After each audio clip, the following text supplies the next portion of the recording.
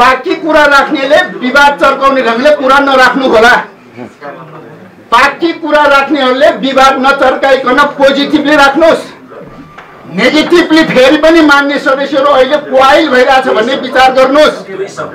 हामीलाई कार्यपालिकाले चाहिँ नि डोमिनेट गर्यो भन्ने हामीलाई परिरहेछ।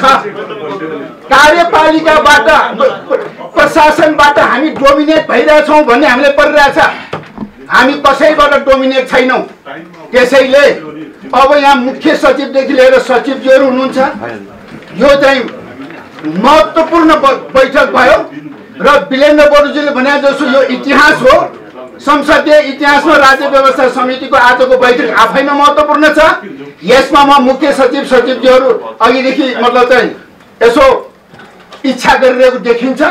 हामी सुन्छौँ, तर be careful, think positive, do positive. सकारात्मक ढंगले सोच्नुहोस्, सकारात्मक कुराबाट अगाडि बढौँ र यसलाई चाहिँ तनावको विषय नबनाऊ। र क्लियर दृष्टिकोण चाहिँ यही हो। सभापति र सचिवले मार्ग प्रशस्त गरिदिने, आयोग गठन गर्ने, कुलिङ पिरियड लागू गर्ने। फिनिश। धन्यवाद।